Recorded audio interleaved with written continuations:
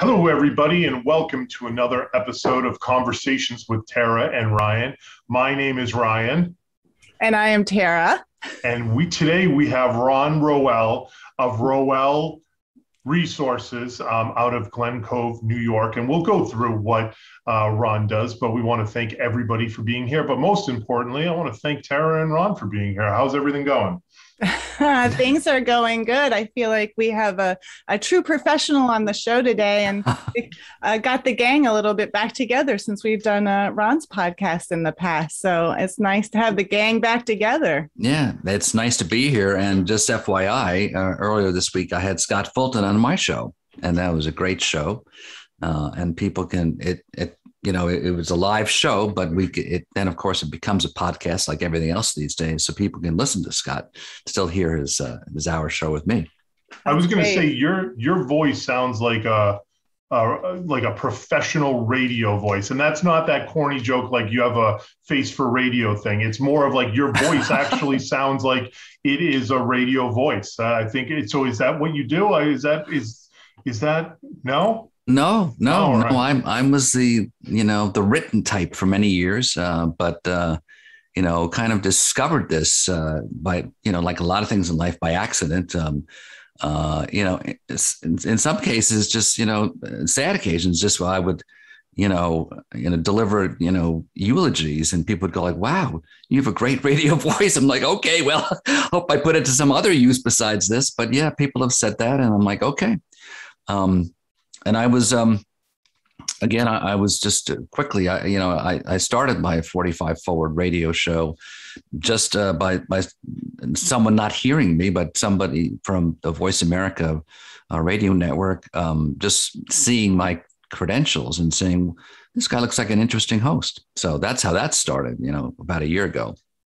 That's great. And we were guests on your show a few months ago talking about the National Aging in Place Council. And it's very professional. You have a producer in the background with the countdowns, nothing like what Ryan and I have over here. So it was nice to see how the real professionals do it over there in New York. Well, good. Well, actually, they're in Phoenix, Tara. So they are. Yeah, okay. So everything these days is remote.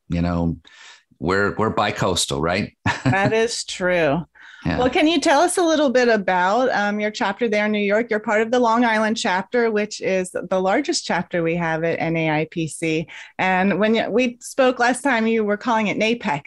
And right. That stuck in my head. It threw me off a little because I don't think anyone else did that, but I kind of like that. So can you tell me how you got involved with the chapter up there and a little bit about the work that you all are doing? Sure. So what I do myself is that I specialize in providing information for, people as we age, successful aging. And that a lot of that involves, working with people aging in place. So I began working, and I'm still working on a guide called the Caregiving Navigator, which is a guide for family caregivers, at every stage of caring for them. They're either their partners or their adult loved ones. And I started, I was saying, well, this is a national problem or national issue of concern, but let me start working locally, like real estate, caregiving is local. So I started putting together this guide, and then I sort of said, well, the intent of the guide is to give people, basically an organizing tool with resources. And I'm looking around, I'm saying, hey, here's a resource, NAIPC. And then I discovered like, oh, wait a minute, there are local chapters. So I started exploring it. And, frankly, what I looked at, I said, when I looked at that there were credentials and that you had to meet certain standards to join, I was like, this is a good thing, so you can basically, there's a bar to be part of this organization. You have to be serious. You've got to be committed. There is, there are local dues and there's national dues. I said, this is the kind of group that I want to be a member of, to network with. And there are there's several groups I network with, but NAIPC is really distinctive in that, it is a cut above, as they say, in that the people are very serious, they're very committed, and they're committed to networking. But what I like about our group in particular And I've sat in on a few, you have great, Tara, you put together great programs. So I listen as often as I can across the country and try to work with other groups and learn what they're doing. But recently, the group has made a decision to really push out in terms of outreach, meaning that it's not just about networking with each other and referring each other and so forth. And it's really trying to drive our message down to the consumer level to get it out, into the community, because that's where the rubber meets the road, so to speak, right? So we know lots of professionals who can help you age in place successfully, but how does the public reach people like us? And so that's been part of my personal mission, even before joining NAIPC, just to drive message and to drive resources to the end user. But to have NAIPC also, folks, it's like, this is great. This is what we need to do, because that's what people need. So I try to give them information and advice and checklists as to what to do at different parts of the aging process. But then who's there to help them? And NAIPC is there. So we're starting, at the last meeting, there was a presentation where our outreach coordinator, Kim Kester, who is with 101 Mobility on Long Island. I know you have one in California as well, but is coordinating that strategy. So that's what I do. I participate as often as I can. There are 2 monthly meetings, and I try to make at least one of them. And now it's opening up, so that we try to have one virtual meeting and one in-person meeting. Generally still outside, to the extent that it's not freezing out now, but it was a little brisk, but it was good. It kept you awake. Well, being in Boston, I think we'll be getting the cold weather before you do, but certainly it is providing challenges with the cold weather coming in and trying to meet in person.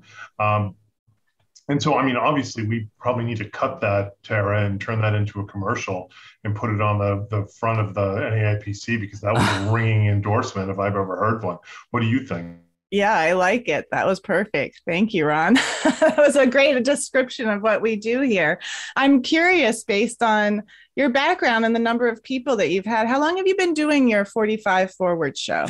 I've just been doing it since January, but I feel like I've been doing it for 5 years in preparation. It just things started to click, and like, wait a minute, this is another way, another great platform to develop this message.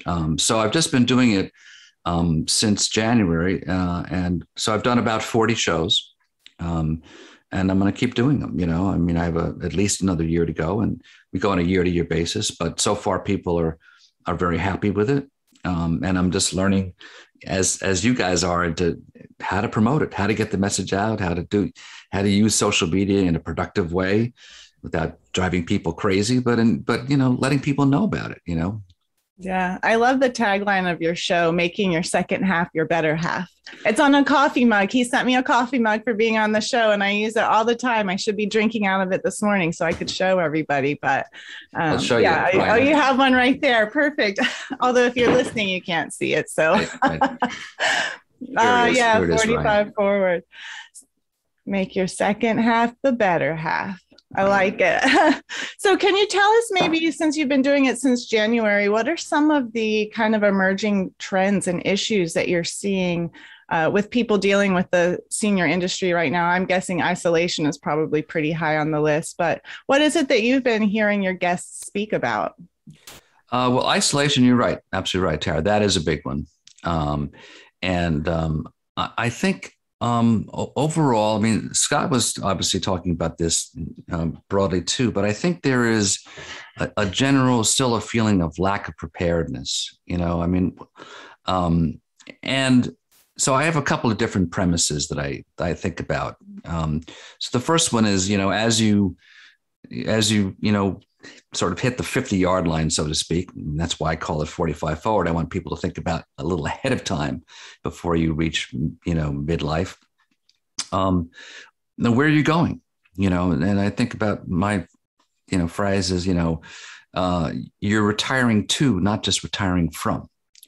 So thinking about going forward in life, as my 45 forward, thinking ahead. And with that in mind, the other thing as well, plan, but don't predict, so people are really, there's so much, anxiety these days about where we're going, individually and as a country. It's sort of like, well, you need to keep planning and getting out ahead of the curve. So a lot of people, my guests talk about that from their different areas of planning, but also with flexibility. So one of the things about my shows is that I like to, the content that each of these guests deliver is often very interesting, very useful, very pragmatic, but their lives are also very interesting. They've had, a continuing journey, an evolving one, sometimes by intention, sometimes by accident, but basically acting on those accidents and figuring out, well, what do I really want to do next? So I think that, that one of the themes just has been this issue of resilience and recognizing that life changes and that you should keep changing with it. And that really that the constant state is change. I mean, a lot of people talk about, well, change is constant, but actually putting that into practice and realizing that it's okay to change in life. It's part of life. If you think that life is static and then every time something happens, it's like, oh, I got to change. It's like, well, that adds to stress. But if you have sort of this expectation, like, yeah, that's what life is about. It's about constantly adapting and readjusting to change. And that's okay. That's okay. So, I like to think about, when you get into the second half of life, having a plan, it's like, well, I like to think about the plan as a verb, not a noun, because it's just, you need to plan and recognize that plans constantly need readjustment. So don't get stuck on a plan. Think about just the planning process to keep doing that. And from my perspective, part of that is, it is, my philosophy and NAIPC's is very congruent. I mean, in terms of, it's a holistic way of planning. Most people go into this part of life saying, okay, now I'm no longer, working for 25 years for this company or this organization or series of organizations. So the major adjustment for many people is, work, not work, or not work that way. What do I do now? But it really involves a number of other components that make this transition successful, in conjunction with each other. And you folks and I have similar ones, one is housing, one is health, one is finances, community, social engagement. So in order to really age successfully, you need to have this bundle of areas of your life that are in balance with one another. Of course, one of the areas is exercise and health. And so when I look at that, it's like, it's no different from when you do exercise and your body, you don't just, exercise your arms or your legs or something. How does your whole body, stay in balance? And how do you, satisfy all the health needs of your whole body? And that to me is about aging too. If you're just focusing on whether you're working or not working, well, what are the other issues, one of the other issues you mentioned, but which is related to, what you mentioned, Tara, about, loneliness and social isolation, is this greater notion of community and understanding how you age in place, which involves, of course, having your home, whatever home that is, fit your physical and emotional and mental needs, but are you in a community that supports you? So that's a big part of what that's come across in the interviews as well. Yeah, it's interesting you brought up the community aspect. We've had a few people speak on the national platform that's really been promoting, before you consider moving your mom across country or taking her out of the home and putting her in a living facility where she's losing her community that she's had for years, or has to change churches or things like that. Those little changes can really just set off a whole course of action that throws someone into social isolation just by accident. Thinking you're helping actually kind of makes it worse. So this is why I love all of the resources we have at the Aging in Place Council, because it just helps people be a little more independent and live a little bit longer. One of my favorite guests was Judy Cornish, talking about the gifts of dementia. And she's the one that got me started thinking that way, that it doesn't have to be so black and white. There are alternate ways of aging and planning to age, and just the pandemic in general, everyone's aging in place. So it's really helped people think,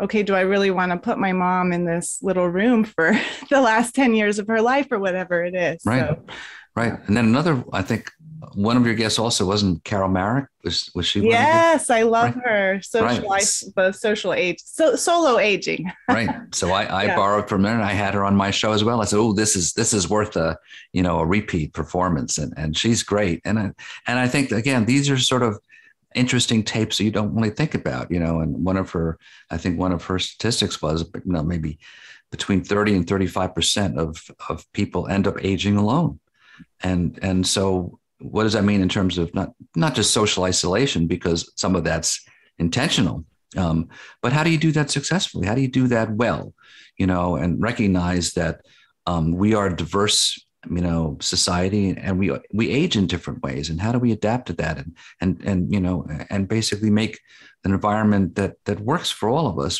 but being aware of that. And I think that, again, the pandemic sort of showed that up, realizing when we didn't realize that how many people were alone, how many seniors were alone. We're like, oh my God, how do we reach these people? So I think, I think our guests are totally congruent, supportive. I really think that. So that is why I do, the organization in general, and you guys in particular, have a very distinctive and, I think terrific view of how to do this well. That's great. And so as you're putting together your Caregiver Navigator resource, and Ryan, you can chime in because he has a podcast called the Caregiver Toolbox, right? Toolbox. Oh, wow. Okay. What are you finding that people are most unprepared for? What do they not want to think about in the aging process? Well, I think they don't want to think about their often. I think my audience is about 60% adult children and about 40% spouses and partners. So I think on both sides, I think you don't want to think. What people are most fearful of is cognitive decline. So I actually I'm a volunteer community educator for the Alzheimer's Association. So some of the workshops I do are really about, one of them is particular, it's called Healthy Living for Your Brain and Body, which is, what things you can do to potentially, and I think realistically, reduce the risk factors of dementia. So I think that people are, they're reluctant to think about that. But there are many things that can be done to make a better life, as you age, even with, physical or cognitive problems, deficiencies. I think that people also they put it off so often, as you guys know, that they're not proactive. So they get pushed into situations by crises, right? So they don't want to think about their parents potentially needing some assistance. So, and the parents themselves, sometimes they'll see their kids and they'll come over and, how you doing? Oh, fine. Everything's fine. Everything's fine. It's not fine. You've got to spend some time to figure out what's fine. And even with some minor adjustments, as Ryan knows, you can make homes much more adaptable and comfortable and safe, because the one thing you really want to, avoid at all cost if possible is a fall that leads to some permanent condition and basically makes it impossible for your parent to age in their home. So I think people, what people have a hard time, I think, is starting the conversations. So, I have at the beginning, of the guide, when you're preparing, planning, the financial, health, insurance, all of those kinds of preparatory things, estate planning. So there's a family conversation that you need to have with, as many members as you can of the family. And then there's, then when you say, well, all right, mom and dad can age in place, then you have another conversation about, well, what do you need to do that well? How are you doing here? One point do we need to say, well, you know what, in order to do this safe, there are just too many stairs, there are too many adaptations. Okay, maybe we need time to move. And then there's, okay, they need some assistance in the home. If they want to stay in the home, then there's another family conversation. So I think that, these things take time, but I think that, and people are afraid of conflicts, especially, when you get children involved. Different children have different opinions about how to best take care of their parents. So, I have a little section in my Navigator called the Sibling Syndrome. How do you deal with your siblings, when there are disagreements? So at each stage, you need to revisit the family conversation. Where are we now? Are things changed? Have people's feelings changed? In terms of your parents or your other loved ones? Do they want to do one thing, but things have changed and they want to do something else? So you need to revisit it. Just like people talk about looking at your portfolio once or twice a year. Look at your overall portfolio of your family, needs, and are things the same? Are they changed? Beyond just, okay, who's the beneficiary of my will or who's, involved in, distribution of assets and stuff like that. So they're financial things, but there are also many emotional and social things to think about.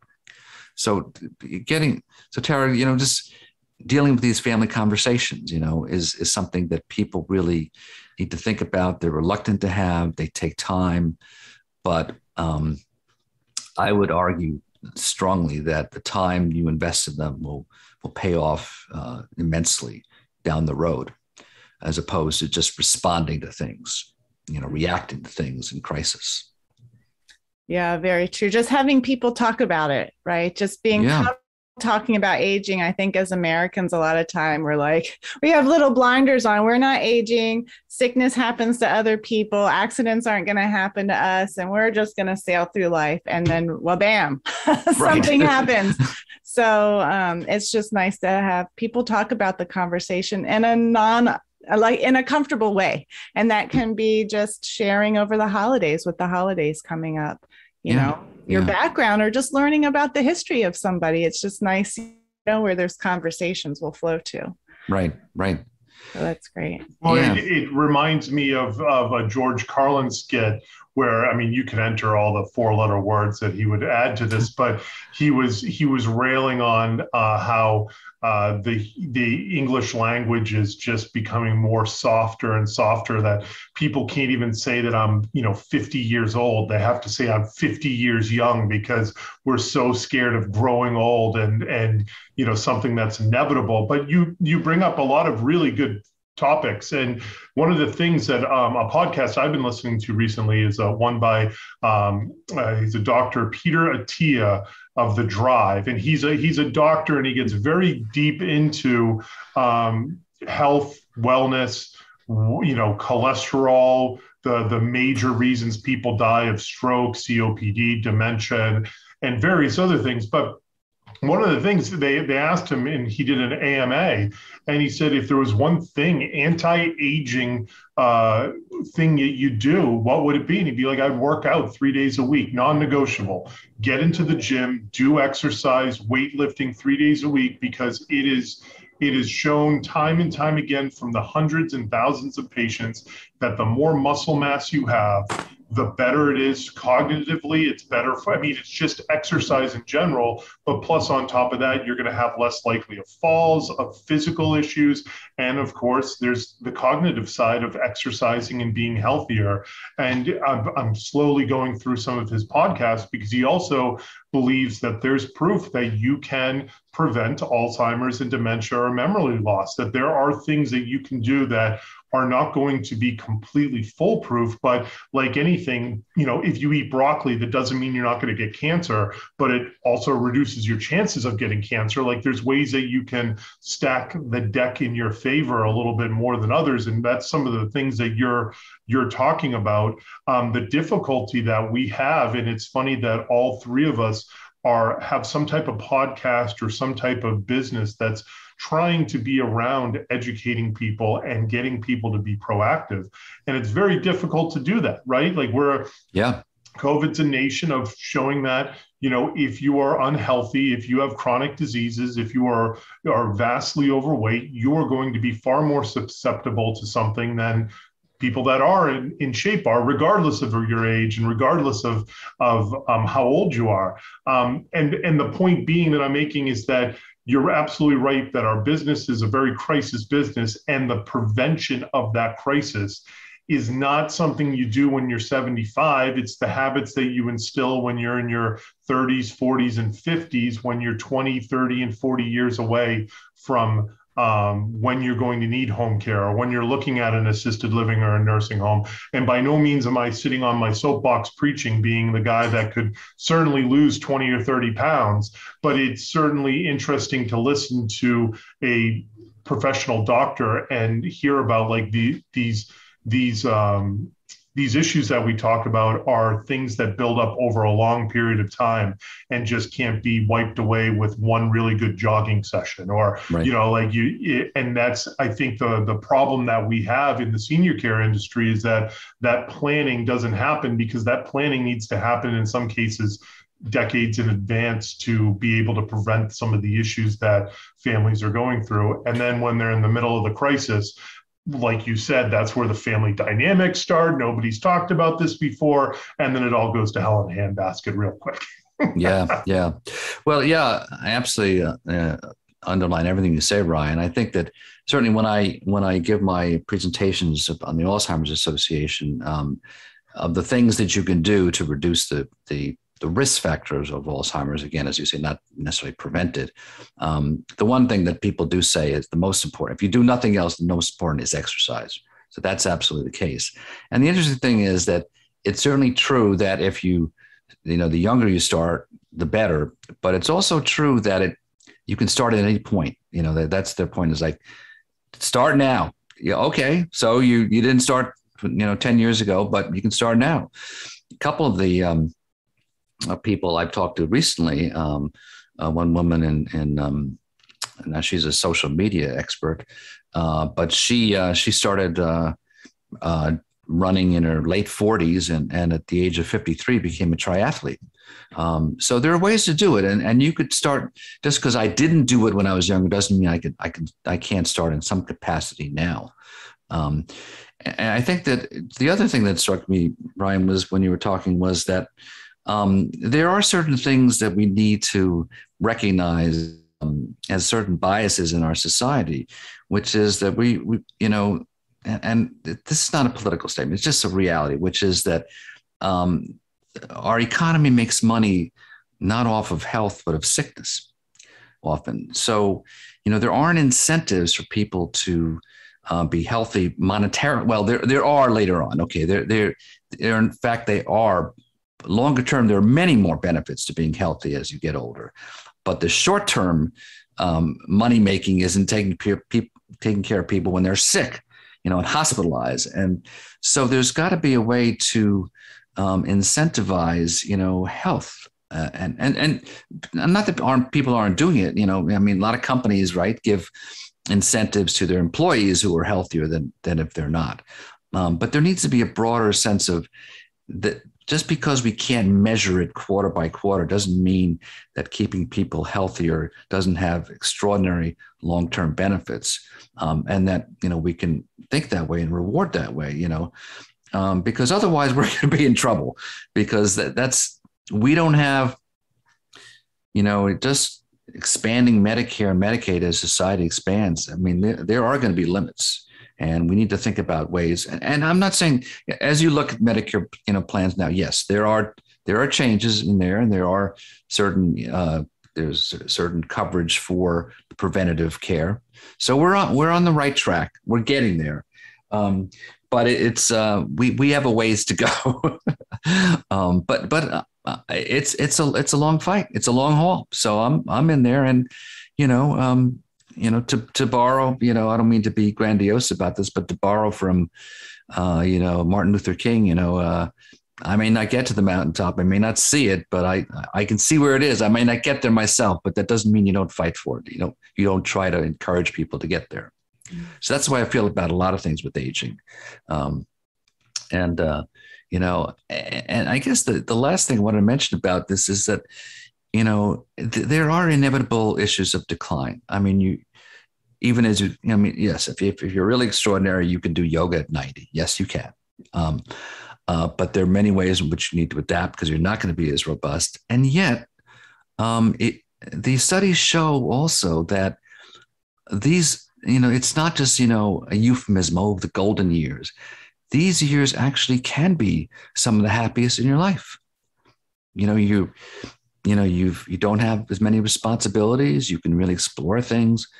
I think there are, I don't have them on the tip of my tongue, but I think there are studies that show that some of the happiest times of your life are in your 70s. I hope so, because I just turned 70. but no, it's true. I think that, that this notion that there is a certain serenity, there's a certain sense of wisdom, a certain sense of perspective, a certain sense of appreciation and gratitude as you get older, that, we should lift these up, and recognize that, yes, we're heading toward the autumn of life. Yes. But the autumn is a beautiful season. Absolutely. And your points are very fair. The best time to plant a tree was 20 years ago. The second best time is today. And right. The human body is unbelievably resilient. When you see, like I'll use smoking example. My mom was a very heavy smoker, 2 packs a day for 40 years, and she made it to 65. That's a lot of smoking for 40 years, and you Wow. still make it to 65, which we all agree is young, but at the same time, you're also putting a lot of harmful chemicals into your body. So my point being is that the body can adapt quite quickly, and it's unbelievable where you see whether those pictures or any studies and diagnoses that somebody quit smoking, and within 5 years, their lungs look like that of a 20-year-old's or a 30-year-old's or whatever it might be that doesn't smoke.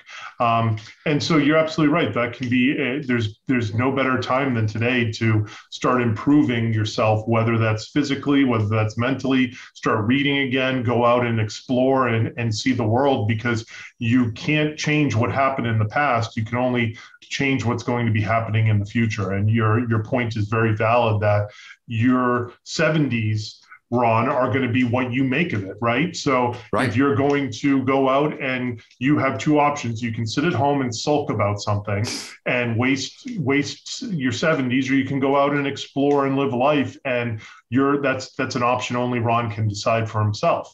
And same with every other person that's listening to this. And you're going to have the best 70s you're ever going to have if you're willing to go out and have the best 70s that you want to have. And if you don't want to have the best 70s, you and only you are going to be able to make that decision in a lot of circumstances. Right. So yes, the responsibility is absolutely up to you. But just to bring it back to NAIPC for a second, there are lots of people who can help you do that. You don't. So in that sense, you're ultimately alone, but there's a lot of people out there to help you. There is a community. There are professionals. There are experts in lots of areas. So you need to be proactive and find them too. You don't need to do things alone. You need to make decisions ultimately on your own behalf, but there are people who can help you do that. And I think that's another thing that, that I've come to really learn as I've gotten older is that, yes, we are, rugged American individuals. But if you look at how much progress is made in this country, very little of it was done alone. It always involved a community of people. It involved, a collaboration. It involved, dozens of people. It's sort of a combination of things. And I think during my lifetime, I've seen, a blend of two things. Growing up in the 50s and early 60s, what you saw was a post-war boom that was basically driven by technology. And technology, in a broad sense, is about specialization. So you can get a long way by people developing increasing levels of specialization and expertise in certain areas. At a certain time, however, you need another approach, and that's ecological, which is the understanding of relationships. And I think that started coming out, literally, with, the environmental movement, realizing that, we're not, humans are not the center of the universe. And, it's, we need a view that recognizing that is that we're part of nature, like it or not. So, a lot of life requires both a technological and an ecological approach, an appreciation of our relationships that make things work. And I think, for me, the perfect example was that, in the late 60s, landing on the moon, right?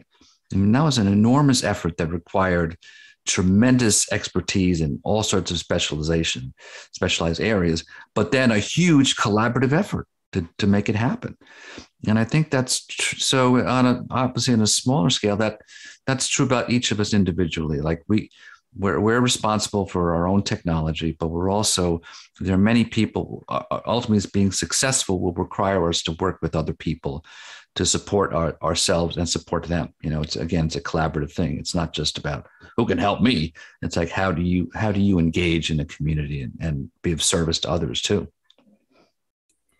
Well, that's a great segue into saying that you can find all of our NAIPC resources on ageinplace.org, regardless of what part of the country you're in. There's a directory search there. But if people wanted to get in touch with you directly, Ron, and if they want to add your podcast to their weekly podcast list, how would they do that? Sure. Well, it's pretty simple. To get in touch with me, it's just Ron, RON.Roel, ROEL @gmail.com. Probably the easiest way to get in touch with me. And you can listen to the podcast. You can just go, it's the Voice America Network. So you just go to voiceamerica.com and click on that. It's an internet radio show. It's not a broadcast. So you click on that and then you just search for 45 Forward. You click on that and then you come to the show and you can listen to it live. 9 a.m. Pacific time, 3 p.m. 12 Pacific time, 3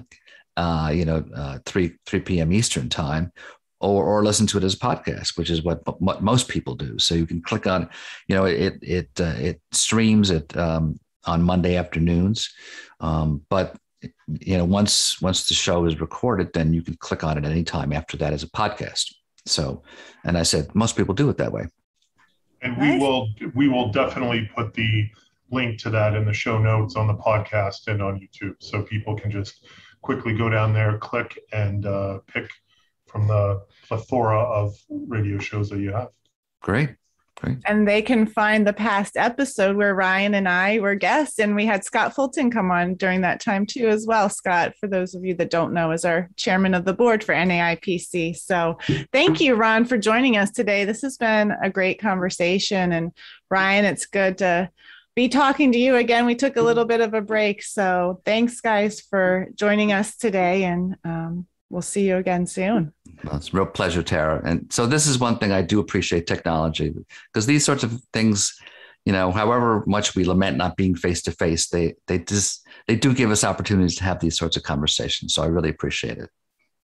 Excellent. Thank you so much. And thank you to our listeners for checking in with us. And we will catch you on the next one. Have a great day.